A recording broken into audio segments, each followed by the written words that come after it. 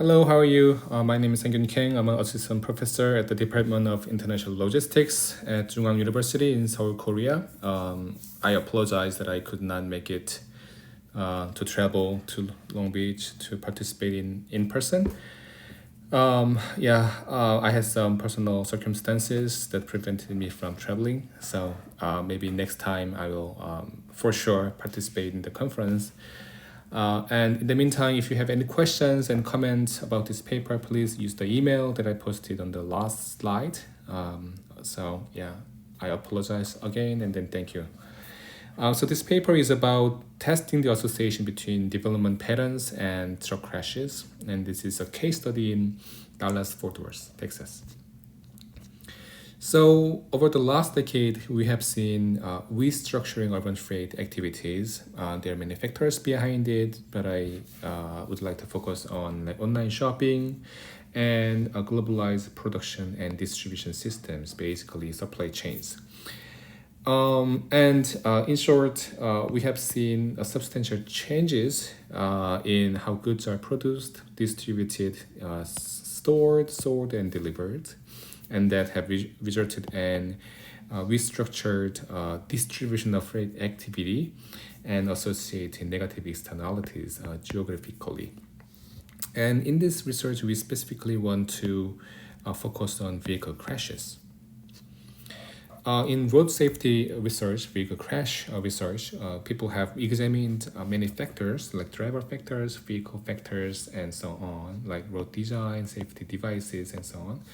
But this research will specifically focus on built environmental characteristics. And if we go back to the argument of changes in consumption patterns, that's all about freight demand. And because of the restructured demand structure, we see restructured freight flows in urban areas, and we assume that these changes in freight flows will result in changes in truck crashes. There have been many studies about the association between development patterns and freight trip generation, development patterns and freight trip activity in terms of the VMT, and the association between development patterns and freight vehicle crashes in Los Angeles and in North Carolina. There are some data issues. And the data issues may be because of the proprietary nature of freight activity, mostly done by companies. So researchers usually have lack of detailed data, but still there are some possibilities. And with this research, I try to contribute to the literature. So in this research, I have two objectives. The first one is to examine if the spatial distribution of truck crashes on city streets only is different from those of other vehicles. Second one is to test if truck crashes have a unique association with development patterns that's distinguished from other types of vehicle crashes. And this is a case study. So I built a conceptual model as this using spatially disaggregate analysis methodology presented by this paper. And naturally, as a unit of analysis, as a spatial unit of analysis, I use a 1 square mile hexagon. And in each hexagon, I count the number of vehicle crashes, and that is going to be our dependent variable. And we use three explanatory variables. The first one is transportation supply, the second one is transport demand, and the last one is vehicle movement levels as exposure variable. The F is a functional form, and I use negative binomial model to account for the over-dispersed nature of crash data. Again, our dependent variable is the number of vehicle crashes on city streets only per hexagon. And I differentiate the crash types into three vehicles: truck, van, and passenger vehicle. And crashes on highways are excluded. And I'm going to compare among the three crash types. The crash data are from Texas DOT CRIS database. It ranges from 2010 to 2017, and only those crash events with significant property damage or with injury or death are included. The first explanatory variable is transportation supply, so I use intersection density and some accessibility variables like distance variables to nearest freight facilities with intensive freight activity, so airport, intermodal, and highways. The transportation demand is the second variable and include population and employment characteristics. So I included density variables and combination of density quartiles. So let me explain this a little bit more. So I divided population density into first, second, third, and fourth quartiles, and then employment from 1, 2, 3, 4 quartiles. Right? The combination of these four types of quartiles makes 16 types. And as a dummy variable, I use these 16 categories in the model. Other socioeconomic variables are included, like income, poverty, race, and then commuting pattern, and then education, and diversity index, industry diversity index. The exposure variable is BMT per network mile per hexagon as vehicle movement levels. Study area, it is a Dallas-Fort Worth, Texas, and in there are 7 million population and 3.4 million employment. And in this area, there are intensive freight activities going on using international airport, NAFTA corridors of highways, and Class 1 railroads and intermodal terminals. So we see these 16 density quartiles. So high employment and high population location are those locations of like Dallas downtown, Richardson, Irving, and Arlington. High population density but low employment density locations are like residential places like so. Low population density and high employment density locations are this DFW International Airport region and the industrial zones between those places. The spatial distribution of car crashes by density quartiles show totally different patterns between passenger car crashes and truck crashes. Passenger car crashes tend to increase as population density increases. However, the increase in employment density has a little bit of weaker association with crash events. Whereas the employment density, as employment density increases, the crash event tends to increase. However, population density increases are not like quite substantially associated with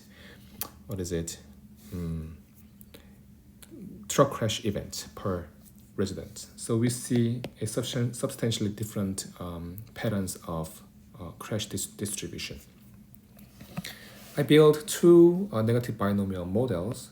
The first model includes population and employment density variables with other variables that I already explained. The second model includes population and employment density quartile combinations. So this is 16 combinations instead of population and employment density variables. So 15 out of 16 categories are included as dummy variables. These are the estimated results for model 1. The exposure variable is significant and as expected. Intersection density is significant and as expected.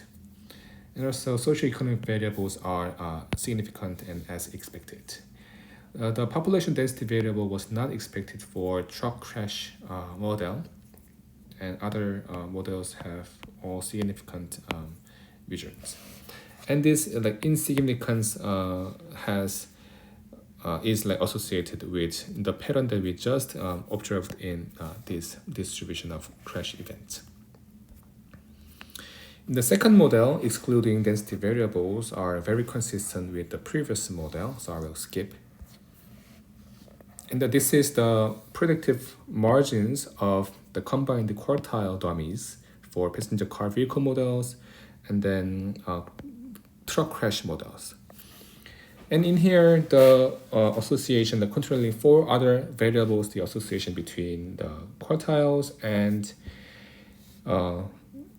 passenger car crashes show totally different aspects, right? Increase in employment gets to have a very strong association with passenger vehicle crashes, as well as population density quartiles, whereas the increase in population density has somehow like variegated patterns between patterns with truck crashes, whereas the employment density is quartile density is strongly associated with increasing pattern of predictive margins for truck crashes. So the two patterns are far more pronounced when we control for all other variables. So land use, built environment, and then truck freight trip generations are all strongly associated with the crash patterns. So conclusions. Results are as expected. The exposure variable and intersection density and other socioeconomic variables are very consistent with prior studies. Some variables were not as consistent. And I would like to go back to the built environment aspect and go look at those specific industry sectors with very intensive freight trip generation levels. And from this paper, these FIS sectors include manufacturing, wholesale, retail trade, and then transportation, warehousing, and accommodation and food services that has high freight trip generation rates. So this graph, this distribution of the employees by density quartiles has some implications for the predictive margins that we had just have observed.